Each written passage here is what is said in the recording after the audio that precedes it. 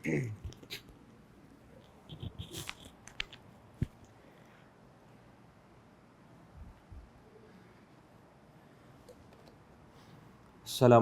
warahmatullahi wabarakatuh. Innal hamdalillah nahmaduhu wa nasta'inuhu wa nastahdihi wa nastaghfiruh wa na'udzu billahi min shururi anfusina wa min sayyiati a'malina. May yahdihillahu fala mudilla lahu wa man yudlilhu fala hadiya lahu. أشهد أن لا إله إلا الله وحده لا شريك له وأشهد أن محمدا عبده ورسوله يا أيها الذين آمنوا اتقوا الله وقولوا قولا سديدا يصلح لكم أعمالكم ويغفر لكم ذنوبكم ومن يطع الله ورسوله فقد فاز فوزا عظيما. الحمد لله الذي بنعمته تتم الصالحات. ربنا آتنا من لدنك رحمة وهيئ لنا من أمرنا رشدا. اللهم آت نفسي تقواها وزكيها وأنت خير من زكاها أنت وليها ومولاها. Alhamdulillah, syukur pada Allah Azza wa Jalla kerana dengan rahmat dan juga limpah kurnia yang Allah Ta'ala berikan, dapat kita sekali lagi bersama pada pagi yang mulia ni untuk kita sambung lagi perbincangan kita daripada risalah Da'awat Al-Anbiya atau rintihan para Nabi, karangan Syekh Abdul Razak bin Abdul Muhsin Al-Badr hafizahullahu ta'ala. Sambungan kita pagi ini ialah pada doa Nabi Yunus alaihi salam, muka surat 168. Jadi kita tengok apa yang disebutkan oleh penulis hafizahullahu ta'ala berkaitan dengan Nabi Yunus alaihi salam dan doanya. Antara doa-doa agung yang disebutkan dalam Al-Quran adalah doa yang dinyatakan dalam kisah Nabi Yunus alaihi salam. Baginda merupakan seorang Nabi yang Allah utuskan untuk para penduduk perkampungan Ninawa yang terletak di kota Mosul, Iraq. Sebahagiannya baca dengan Nuniwa, pun orang sebut dengan nama Ninawa. Dan kampung ni masih wujud sampai sekarang. Sampai sekarang ni di Mosul. Mosul ni antara tempat yang bergolak. Dan pergolakan di Mosul ni tak habis. Mosul, Baghdad, Fallujah ni beberapa kota di Iraq yang sentiasa ada pergolakan. Dan secara hakikatnya, negara Iraq tu sendirilah negara yang tak pernah sunyi pada peperangan. Bila? Daripada zaman awal lagi. Kalau kita tengok antara tokoh besar yang berada di Iraq, yang awal-awal ialah Abdullah bin Mubarak. Ni antara tokoh besar yang berada di Iraq. Dia salah seorang daripada guru Imam Bukhari. Dan lepas pada tu kita akan tengok Iraq bergolak dan terus bergolak. Cuma pada zaman Abdullah bin Mubarak dia pernah sebut, dan ini telah disebut oleh Al-Imam Az-Zahabi dalam kitab Siyar A'lam An-Nubala. Kata Abdullah bin Mubarak, kami telah membacakan hadis Nabi dalam keadaan anak panah lalu dalam majlis tu. Maknanya perang duk berlaku. Dan benda yang sama saya pernah dengar daripada satu orang tokoh di Iraq, masih lagi hidup, mungkin saya rasa dia masih lagi hidup. Okay. Iaitu Al-Ustaz Ad-Doktor Mahir Yasin Al-Fahl. Ustaz Ad-Doktor ni kalau di negara Arab dia full profesor. Ustaz tu maksudnya profesor yang penuh. Bukan profesor Madya. Kalau dia profesor Madya dia panggil Al-Ustaz Al-Masa'id. Itu gelaran. Di Malaysia ni ustaz lah. Okay. Cuma di negara Arab ustaz ni ialah prof. Al-Ustaz Ad-Doktor Mahir Yasin Al-Fahl. Dia salah seorang ulama hadis di Iraq yang mempunyai sanad-sanad yang ali, iaitu sanad-sanad yang tinggi. Dan dia sebut waktu dia mengajar di Universiti Al-Anbar. Universiti Al-Anbar ni sebuah universiti yang ada di Baghdad. Okay. Dan waktu berlaku pergolakan, maknanya pada waktu masuknya Amerika Syarikat dan selepas daripada tu, suasana pembelajaran itu adalah suasana perang. Dan memang lalu melintah peluru-peluru waktu dalam dewan kuliah. Itu normal di Iraq. Itu suasana yang normal. Cuma nak katanya, Iraq ni adalah sebuah negara yang tak sunyi daripada peperangan. Dan sebuah negara yang kaya hakikatnya. Sebab kalau tengok pada zaman pemerintahan Saddam Hussein, antara orang kata apa, dia punya kekayaan dia lah pada sumber minyak yang ada di negara tersebut, sehingga dia telah berikan berapa persen minyak yang percuma kepada negara Jordan. Sebab tu kalau kita pergi ke Jordan, kita akan tengok gambar Saddam Hussein ni masih lagi belum dijatuhkan. Maknanya orang-orang Jordan masih lagi mengingati jasa Saddam Hussein sebab minyak free. Sekarang minyak dah mahal di Jordan. Cuma pada zaman Saddam Hussein, sebab border antara Jordan dan Iraq ni pun dekat. Cuma nak kata, Iraq ialah sebuah pusat peperangan. Dan satu lagi kalau kita tengok, di Iraq ni pun banyak kelompok-kelompok yang sesat. Sesat dengan jenis moden. Ada beberapa orang pensyarah yang saya belajar di Jordan dulu, mereka ni terkesan dengan komunis. Kalau kita tengok di Malaysia, kita pun peringkat awal dulu pun ada. Di Indonesia pun kuat. Cuma orang biasa nampak komunis ni Rusia, orang nampak Korea Utara, China. Ini blok-blok komunis. Tapi blok komunis di negara Arab ialah Iraq. Cuma komunisnya dia orang pakai serban macam biasa tak? Itu yang kadang-kadang orang jadi, dia ni okey ke tak? Memang ramai pensyarah-pensyarah saya ni dia terkesan dengan komunis. Antaranya Dr. Naim Yassin, Dr. Qahtan Ad-Duri ni yang masih hidup lah. Pekat komunis dia tu. Bukan komunis yang biasa-biasa. Tapi lepas dapat kesedaran, akhirnya dia orang duduk dalam agama, jadi orang hebat pula dalam agama, jadi tokoh ulama pula dalam agama. Dr. Naim Yassin ni antara tokoh besar dalam akidah. Dan kalau tengok buku dia tu, Iman Hakikatnya, itu dibaca dan dikuliahkan di Perlis ni pun. Dah diterjemah dalam bahasa Melayu. Tapi kita pernah dengar cerita dia, sekarang ni dia mengajar di salah satu universiti di Jordan. Dia tu sangat kuat komunis dia dulu.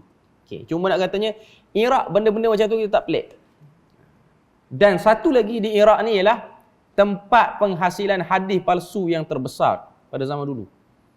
Sebab di sinilah keluarnya Syiah dan berbagai-bagai kelompok yang pekat dia punya kesesatan dia.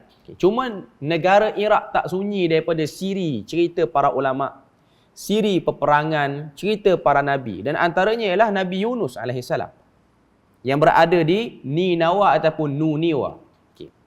Kalau kita pernah ingat dalam sirah Nabi Muhammad ni, waktu Nabi balik daripada Taif, Nabi berjalan lepas dihalau keluar oleh orang-orang Taif ni, daripada kabilah-kabilah yang ada di Taif ni, Nabi berjalan sampai kepada satu kebun. Kebun tu milik Quraisy Mekah.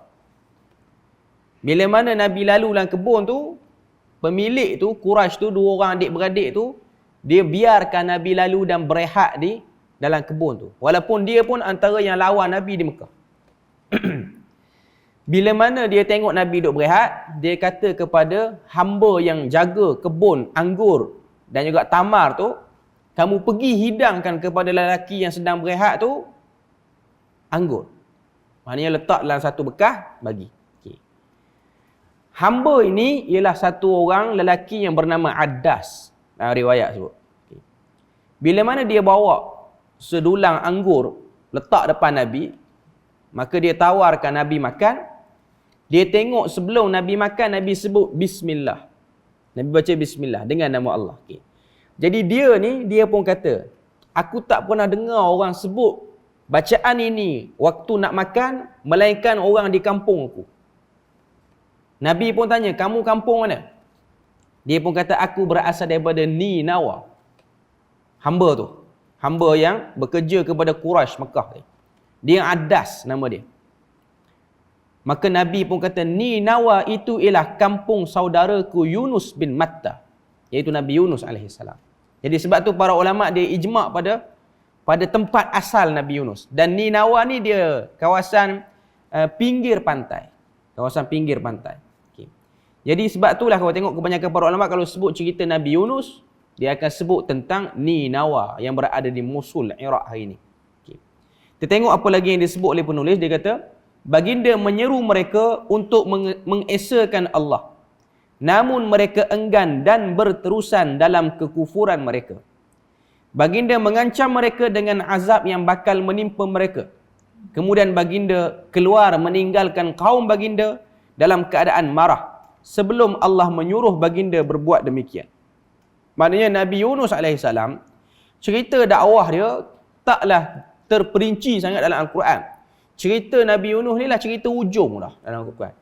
Iaitu cerita waktu Nabi Yunus dah upset, dah mulai rasa kecewa dengan cara kaum dia respon terhadap dakwah. Dakwah yang disampaikan tidak mendapat, orang kata apa, respon yang baik, sehingga Nabi Yunus ni rasa letih. Okay. Baginda telah pergi dan akhirnya menumpang sebuah kapal yang dipenuhi dengan penumpang yang ramai dan barang-barangan yang banyak. Sebab tu kalau kita tengok, Ninawa ni dia dekatlah dengan persisiran pantai. Taklah dekat sangat, tapi dia nak pergi ke pantai tu tak jauh. Okay.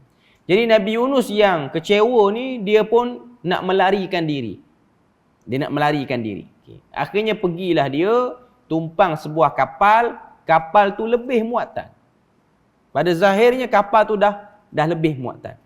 Di tengah lautan, kapal tersebut hampir sahaja karam kerana muatan kapal yang terlalu banyak melebihi had. Dipukul badai, dipukul ombak sehingga hampir karam. Para penumpang kapal bersetuju untuk membuat undian bagi memilih sesiapa yang bakal dikorbankan demi mengurangkan beban kapal tersebut. Jadi cara nak bagi kapal tu stabil, kena buang sikit sebahagian beban yang ada. Kena buang barang-barang bekal ataupun orang perseorangan. Okay. Jadi kapten kapal ni dia telah buat undian. Siapa yang kena terjun dan kena berenang selamatkan diri. Pandai-pandailah nak selamatkan diri. Okay. Allah Azza wa Jal telah menguji Nabi Yunus AS. Nama baginda antara yang terpilih untuk dicampakkan ke dalam laut itu. Maksudnya Allah Ta'ala uji nama dia yang terpaksa dibuang daripada muatan kapal itu. Allah Ta'ala telah pun menghantar seekor ikan yang gergasi. Tak disebutlah jenis ikan tu apa. Cuma kalau kita tengok dalam bahasa Arab, dia sebut al-hut. Hut ni maksudnya ialah ikan paus yang besar lah.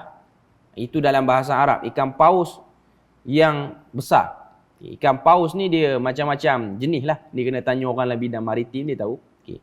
Cuma ikan paus ni tabiat dia tu besar.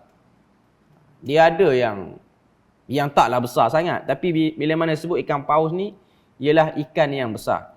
Ada satu riwayat, Abu Ubaidah Al-Jarrah, salah seorang sahabat Nabi yang dijamin syurga, 10 orang. Dia pergi perang, balik pada peperangan, lalu di kawasan pesisir pantai. Sekali dengan para sahabat.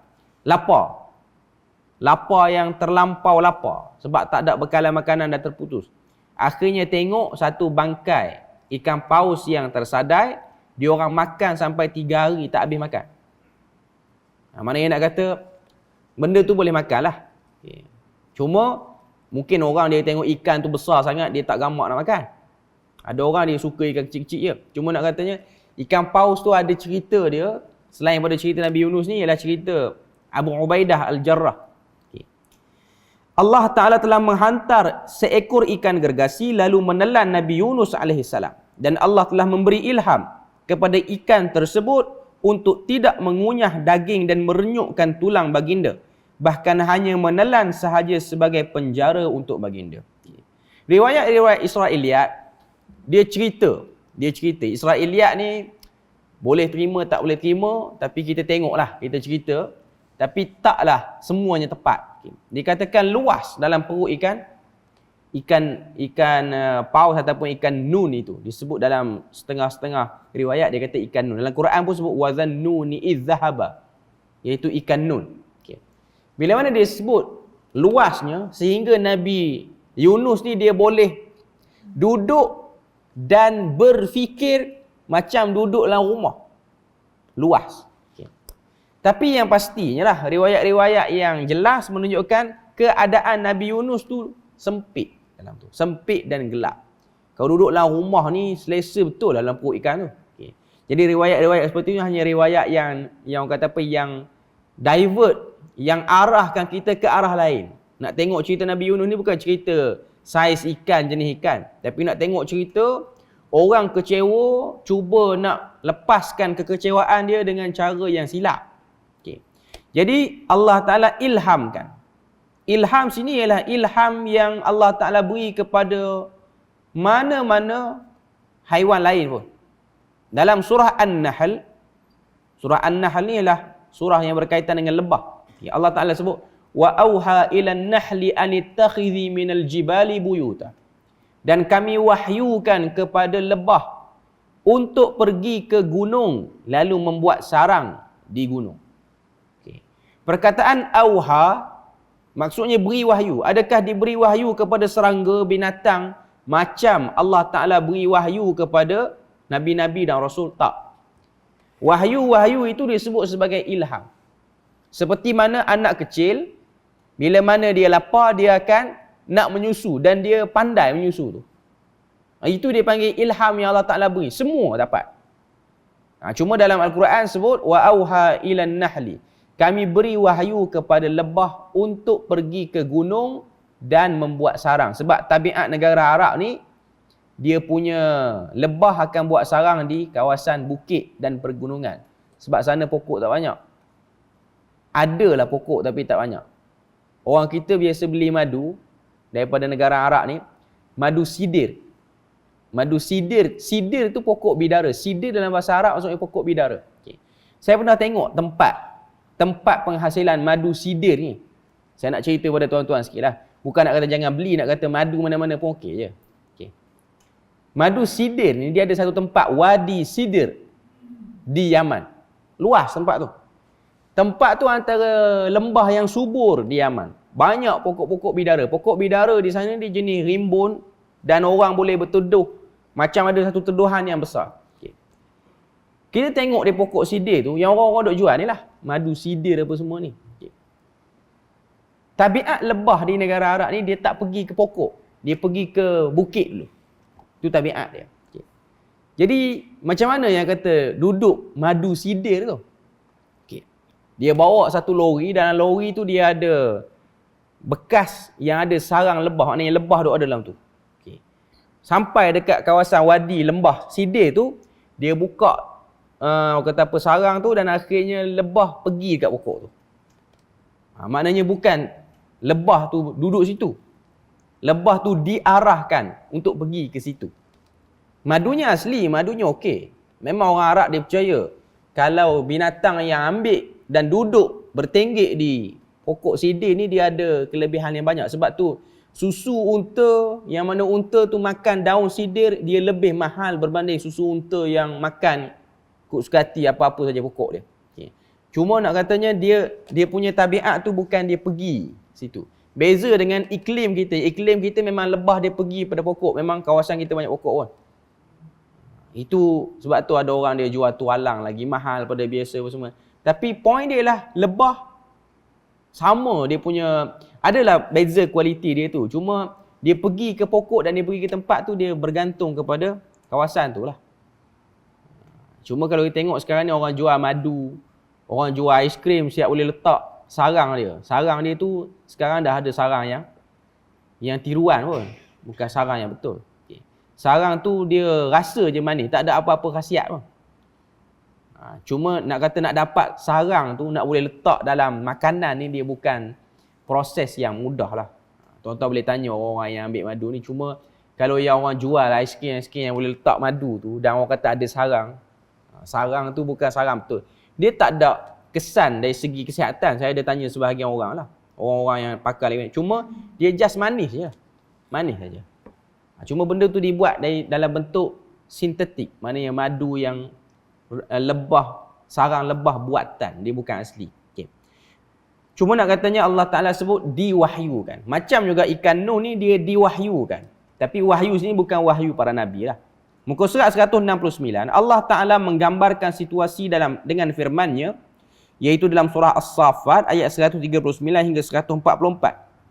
wa inna Yunusa laminal mursalin idh abaqa ilal fulkil mashhun fasahama fakana minal mudhadin faltaqamahu al-hutu wa huwa mulim falawla annahu kana minal musabbihin. Dalam buku saya ni, dalam muka surat 169 ni, dia ayat Quran tu dia silap cetak. Falaula annahu kana, pisah lagi, minal musabbihin. Dia sambung kana dengan minal tu situ. Jadi macam satu perkataan. Sebenarnya dia bukan satu perkataan tu. Kana minal musabbihin. Kena asingkan perkataan tu. Lalabitha fi batnihi ila yaumi yub'atsun. Maksud dia sesungguhnya Yunus adalah benar-benar salah seorang dari orang-orang yang diutuskan. Maknanya dia rasul. Dia rasul. Cuma ada khilaf di kalangan para ulama, dia ni rasul ke nabi. Tapi daripada perkataan laminal mursalin maksudnya rusul, satu orang yang diutus. Idh abaqa ilal fulk, ketika dia telah lari ke kapal yang penuh syarat. Fasahama fakana minal mudhadin, lalu mereka telah mencabut undi, lalu menjadilah dia dari kalangan orang-orang yang tertewas. Ini ujian Allah Ta'ala beri pada Nabi Yunus. Faltaqamahul hutu wa huwa mulim. Okey, tengok perkataan faltaqamahu. Lalu ikan paus itu ataupun ikan yang besar itu telah kutip dia dan telan dia. Iltaqamahu maksudnya ambil telan. Tak buat apa-apa, tak kunyah, tak apa pun. Wa huwa mulim. Dalam keadaan dia, Allah Ta'ala kata wa huwa mulim, lalu ikan paus telah menelannya sedang dia sepatutnya dipersalahkan. Maknanya Allah Ta'ala nak tegur silap Nabi Yunus ni, kecewa, rasa nak marah, orang tak respon dakwah kita, tiba-tiba larikan diri. Antara tabiat yang silap ialah bila mana ada masalah, kita lari. Itu bukan menyelesaikan masalah. Bahkan ada hadis Nabi kata, satu orang yang duduk dalam masyarakat tu banyak kerenah, dia sabar, lebih baik daripada orang dia tak tahan dengan orang, dia lari. Bukan makna kata bila mana kita ni berhadapan dengan orang yang berbagai kerenah, berdasarkan hadis Nabi dan berdasarkan cerita Nabi Yunus ni, ialah kita kena push orang tu, tak. Okay. Cuma kita tak terkesan. Sifat orang mukmin ni yang terbaik ialah dia tak terkesan pada keadaan sekeliling yang buruk. Tapi dia bukanlah orang yang membalas keburukan tu dengan meninggalkan tempat tu. Dia cuba sedaya upaya untuk jadikan orang yang mengeluarkan kebaikan di tempat yang buruk. Macam Nabi Muhammad, Mekah itu tempat yang menjadi pusat kepada amalan jahiliyah. Khurafat apa tak ada di Mekah, semua duk buat. Tapi Nabi, dia tahan. Dia sabar. Nabi keluar ke Madinah tu pun atas arahan Allah Ta'ala. Kalau tak ada arahan, Nabi tak keluar pun. Cuma Nabi keluar, Nabi patah balik selepas beberapa tahun dan Nabi cuba untuk islahkan, baiki Mekah itu. Itu sifat orang beriman. Dia duduk di mana-mana, dia bawa kebaikan. Dia bukan bawa masalah. Dan dia bukan juga jenis perangai lari pada masalah. Ini juga antara benda yang kita kena tengoklah. Ada sebahagian orang dia nak selesai, dia lari pada masalah. Falaula annahu kana minal musabbihin. Maka kalaulah tidak kerana bahawasanya dia daripada kalangan orang-orang yang dimuliakan. Lalabitha fi batnihi ila yaumi yub'atsun, nescaya dia telah tinggal dalam perutnya kepada hari dibangkitkan semula. Okey. Dia terjemah dalam terjemahan saya ni lah, buku saya ni, kana minal musabbihin. Dan kalau tidak kerana Nabi Yunus itu orang yang mulia, dia terjemah musabbihin itu mulia. Tapi yang tepatnya musabbih ini ialah orang yang suka bertasbih. Itu maksud dia. Okay. Antara sebab Allah Ta'ala tak bagi pada Nabi Yunus ni kena teruk, sebab dia ada satu sikap, dia suka bertasbih. Okay. Poin dia sini nak beritahu pada kita, antara sebab keselamatan orang tu, Tuhan bagi diskaun sikit azab ataupun hukuman, dia ada kebaikan-kebaikan yang Tuhan lihat pada diri dia. Maknanya kita ni, kalau kita tak boleh buat semua amal ibadat secara tekun, carilah satu amal ibadat yang kita boleh buat secara berterusan. Dan sebaik-baiknya kita buat amal ibadat tu ialah orang tak tahu pun. Kita dengan Tuhan je tahu. Supaya amal ibadat ini akan menjadi pembantu kepada masalah-masalah yang mungkin Tuhan uji kita. Tuhan beri pengurangan masalah tu kerana ada satu bahagian kita buat kebaikan. Jadi kata Allah Ta'ala, kalau tidak kerana dia, Yunus itu daripada orang yang suka bertasbih, maka dia mungkin akan kekal dalam perut ikan tu sampai kiamat. Tuhan nak bagi kepada kita ni satu poin, iaitu amalan Nabi Yunus ni dia suka tasbih. Tasbih ni apa dia? Sebut subhanallah. Tasbih ni, saya nak bagi clear sikit isu tasbih ni. Dalam Al-Quran dia banyak surah-surah yang bermula dengan tasbih. Yang paling dekat dengan kita ialah Sabbihisma rabbikal a'la. Itu yang paling dekat, iaitu surah Al-A'la. Dan Nabi ni sukalah baca surah ni. Nabi baca dalam salat sunat hari raya, Nabi baca dalam salat Jumaat apa semua. Dan kita pun nak masuk bulan Ramadan ni, witir pun kita baca yang tu lah. Okay. Apa maksud tasbih? Tasbih ni dalam bahasa Melayu dia akan terjemah mensucikan Allah Azza wa Jalla. Okay. Mensucikan macam mana? Sebenarnya terjemahan kita ni dia tak boleh pergi rapat kepada maksud sebenar Quran. Sebab tu benda ni telah disebut oleh Profesor Hamka lama. Profesor Hamka dia tak setuju terjemah iyyaka na'budu wa iyyaka nasta'in itu hanya kepada engkau kami sembah dan hanya kepada engkau kami minta tolong. Sebab apa? Itu kritikan dia lah dalam Al-Azhar, tafsir Al-Azhar yang dia tulis. Dia kata, bila mana masyarakat Melayu khususnya di Minangkabau, sebab dia orang Minangkabau lah. Okay. Dia kata bila mana sebut sembah, dia orang akan nampak sembah itu ialah satu istiadat menghadap raja atau sultan tertentu sahaja. Selesai istiadat tu tak ada dah kerja sembah. Jadi bila mana terjemah na'budu dengan sembah, orang akan faham sembah Tuhan tu pada ritual-ritual yang bertempoh sahaja. Salat, puasa, haji, zakat. Luar pada salat, dia kurang dah sembah dia. Luar pada puasa, luar pada Ramadan, dia kurang. Habis dia buat haji, habis dia buat umrah, selesai. Sedangkan hidup menyembah Tuhan itu ialah sampai bila-bila di mana-mana masa pun. Relevan, apa yang disebut oleh Hamka tu relevan. Sebab kita hanya nampak ibadah ni di masjid, di surau. Sedangkan ibadah itu di jalan. Waktu kita bawa kereta pun ada ibadah dia. Tak adalah ibadah khusus. Cuma kita sedang berurusan dengan orang. Antara caranya ialah kita mudahkan urusan orang. Kita tak bawa kereta lambat sangat. Kita nak masuk simpang, kita bagi signal. Walaupun dia bukanlah ibadah yang perlu pada niat macam kita solat. Dia tak perlu ada niat. Dia tak perlu kepada sahaja aku naik kereta, nanti ada simpang, aku nak kena bagi signal. Tak perlu sebut yang tu. Okay. Cuma saya nak katanya, itu bahagian ibadah yang kita terlupa. Sebab memudahkan urusan orang, tak buat masalah pada orang pun ibadah. Cuma dia tidak spesifik macam solat. Dia tak spesifik macam puasa. Hidup ini ialah hidup mengabdikan diri. Sebab tu dia kata, dia lebih setuju menterjemah hanya kepada engkau kami abdi diri. Bukan hanya pada engkau kami sembah. Sebab sebut sembah ni orang akan faham macam sembah raja. Habis di Balai Rong Seri, selesai sembah raja. Tak ada lah sembah pada tempat lain. Okay. Itu kritikan Hamka pada zaman dulu. Waktu dia sebut macam tu jadi isu lah. Dia sebut macam tu sebab orang tak boleh nak terima. Okay. Jadi perkataan tasbih ni orang akan terjemah mensucikan. Tapi sebenarnya tasbih ni ialah mengikat diri itu betul dengan Tuhan. Dia lebih pada tu. Sebab apa? Perkataan sabbaha ataupun sabbih ni dalam bahasa Arab maksudnya berenang dengan cepat nak bagi naik ke darat. Itu maksud dia. Sebab apa? Sebab tabiat kita manusia ni, kita bukan hidup dalam air, kita hidup atas darat. Okay.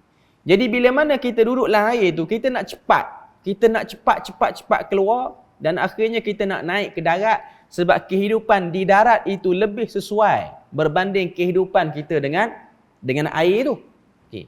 Jadi bila mana kita tasbih pada Allah Azza wa Jalla, maksudnya ialah kita cuba untuk mengikat kehidupan kita yang baik itu dengan sentiasa dekat dengan Tuhan. Dan antara ciri kehidupan tak baik, terlupa pada Tuhan. Jadi orang yang tasbih ialah orang yang cuba bagi diri dia tu dekat. Macam orang berenang, dia nak bagi dekat dengan darat. Dia berenang tu nak bagi dekat dengan darat. Sebab tu berenangnya manusia dengan berenangnya hidupan laut dia tak sama. Hidupan laut dia berenang sebab tu memang tempat tinggal dia. Tapi manusia dia berenang Mungkin sekadar dia nak cari satu benda, lepas tu dia nak naik ke darat balik. Dia tak akan duduk, dia tak akan fikir, saya ni berenang pakai tak naik dah kot. Selesa duduk dalam ni, nanti nak buat rumah lain. Tak ada. Itu bukan tabiat manusia. Jadi nak sebut pada kita, macam mana orang berenang, dia menuju ke darat, begitulah orang yang subhanallah, dia sedang mengikat diri dia kepada Allah Azza wa Jalla. Itu maksudnya. Jadi, kalau bukan kerana Nabi Yunus ni seorang yang suka bertasbih, maka Allah Ta'ala tak akan berikan keselamatan pada dia, kekallah dia dalam perut ikan Nun sampai kepada hari kiamat. Itu antara ancaman Allah Azza wa Jalla. Muka surat 169, tak kala baginda berada dalam perut ikan, dalam keadaan diselaputi kegelapan, baginda menyeru Tuhannya, memohon pertolongan dan mengakui kesilapan dirinya, sebagaimana yang dirakamkan oleh Allah Azza wa Jalla. Selain daripada tu, nak sebut kepada kita, orang yang suka bertasbih ni, antara benda yang paling kuat kesan orang yang suka bertasbih ni, dia mudah sedar diri. Orang-orang yang ego, sombong, sukar untuk ditegur, biasanya dia kurang pada tasbih tu. Dan kalau dia sebut subhanallah pun, kosong jiwa dia. Sedangkan zikir subhanallah ni ialah zikir yang banyak diajar oleh Nabi dalam kehidupan harian. Kita lepas salat pun, subhanallah. Nak tidur pun ada subhanallah. Naik kenderaan pun, subhanallazi sakhkhara lana hadza. Maknanya perkataan subhanallah itu banyak kali diajar, ditunjuk oleh Nabi. Cumanya, tinggal lagi jiwa waktu sebut tu, adakah jiwa seperti mana yang dituntut? Sebab apa? Sebab tidak memahami perkataan tasbih itu dengan betul. Sebab tu nak bagi clear. Tasbih ni dalam bahasa Arab, sabbaha, sibaha, berenang dengan cepat nak naik ke darat. Waktu orang sebut subhanallah, dia nak diri dia tu tak nak terlucut sehingga terkesan dengan urusan dunia. Sehinggalah segala urusan itu akan diikat pada Allah Azza wa Jalla. Itu poin dia. Okey. Kita tengok muka surat 170. Muka surat 170, Allah Ta'ala datangkan lagi, penulis dia datangkan lagi ayat dalam surah Al-Anbiya, iaitu ayat 87 dan juga ayat 88. Inilah doa yang disebut dan yang dibacakan oleh Nabi Yunus dalam perut. Wa dhannuna idh dhahaba mughadiban, dan Zunnun ketika dia telah pergi dalam keadaan marah. Zunnun itu ialah gelaran kepada Nabi Yunus. Zunnun, Imam At-Tabari dia kata pemilik An-Nun, iaitu pemilik ikan. Nanti kita akan sebut kenapa disebut sebagai pemilik ikan. Okey. Wa dhannuni idh dhahaba mughadiban, dan Nabi Yunus ketika mana dia pergi dalam keadaan dia marah, fa dhanna allan naqdira alaihi, dan dia telah berfikir bahawa tidak akan sekali-kali kami mempunyai kuasa melakukan sesuatu ke atasnya. Terlintas dalam kepala Nabi Yunus macam tu. Allah Ta'ala tak ambil tindakan apa dah kot. Aku nak lari ya. Fanada fi dhulumat. Allah Ta'ala ringkaskan cerita. Lalu dia telah menyeru, memanggil kami di dalam kegelapan, iaitu dalam perut ikan Nun. Alla ilaha illa anta. Dengan menyebut tiada Tuhan yang berhak disembah melainkan engkau. Subhanak. Okay, itu poin dia. Maha suci engkau. Subhanak. Keadaan Nabi Yunus lagi tepatlah sebab dia memang bukan duduk di darat pada waktu tu. Dia memang duduk dalam perut ikan. Dan itu bukan tempat manusia pun. Bila mana dia sebut subhanak tu, dia lebih menjiwai. Macam kita dah duduk atas darat ni, tak berasa sangat. Sebab kita tak sesak nafas. Tak ada rasa oksigen makin kurang. Tak ada. Okay. Tapi orang Nabi Yunus yang menyebut ini dalam perut ikan Nun, subhanak, tambah pula dengan dia faham perkataan itu, ia lebih menjiwai. Subhanaka inni, maha suci engkau wahai Tuhan. Aku hidup ni memang kena dekat dengan kamu, kena ikat dengan kamu. Inni, sesungguhnya aku, kuntu, telah menjadi minaz zalimin, daripada orang-orang yang zalim. Tabiat orang yang bertasbih, dia akan mudah mengiktiraf diri dia itu ada salah. Dan dia akan perasan. Fastajabna, kesan daripada tasbih tu apa dia? Fastajabna, Allah Ta'ala kata, lalu kami perkenan baginya, wa najjainahu, dan kami telah menyelamatkannya minal gham, daripada kesedihan yang melampau. Gham ni maksudnya sedih dengan sebab kena reject dengan umat. Lepas tu sedih Tuhan macam nak murka dekat dia. Dan sedih-sedih yang akan datang. Wa kadzalika nunjil mu'minin, dan demikianlah kami menyelamatkan orang-orang yang beriman. Okey. Doa ni ataupun zikir ni antara zikir dan doa yang kita boleh amalkan dalam kehidupan kita. Dan waktu kita amalkan tu kita mengharap perhatian daripada Allah Azza wa Jalla. Maknanya waktu tersebut la ilaha illa anta subhanaka inni kuntu minadh zalimin. Tiada Tuhan yang berhak disembah melainkan Engkau, maha suci Engkau, dan kepada Engkau lah aku mengikat kehidupan ini kepadamu. Sebab tu kita mungkin orang kata apa, duk sebut subhanallah ni banyak kali. Cuma kadang-kadang tak faham perkataan subhanallah tu, dia menjadikan kita tak dapat nak attach apa maksud sebenar daripada subhanallah. Jadi apa yang saya sebut tadi tu harapnya clear lah. Subhanallah, sabbaha ialah orang yang berenang nak naik ke darat. Sebab dia mengimpikan permukaan daratan supaya hidup lebih baik. Jadi orang yang sebut subhanallah ni, dia mengimpikan pertolongan Tuhan supaya hidup dia lebih baik. Okay. Jadi waktu dia sebut subhanallah tu, lepas salat, sebelum tidur, okay, apa yang perlu ada terlintas? Kalau lepas salat kita sebut subhanallah, subhanallah 33 kali. Kita mengharapkan pergerakan kita lepas daripada salat ni, pergerakan yang berada di dalam jagaan Tuhan. Dia nak harap bagi elok semua. Kalau berlaku kecelakaan pun, kita tak jadi orang yang cepat melatah dalam hidup. Kalau berlaku ujian Tuhan pun, tak jadi cepat melatah. Sebab tu orang yang menyebut tasbih ni ialah orang yang telah membesarkan jiwa dia untuk menerima takdir Tuhan. Tapi kalau orang tu dia sebut subhanallah, berlaku satu hentaman dalam hidup dia, dia tak boleh nak terima, dia jadi lemah, dia jadi sempit, dia tak faham apa yang disebut. Macam Nabi Yunus, waktu dia sebut dia lega. Sebab tu Quran kata fastajabna lahu. Lepas pada dia sebut, kami pun mustajabkan apa yang dia sebut. Wa najjainahu, lalu kami selamatkan dia daripada kesedihan demi kesedihan.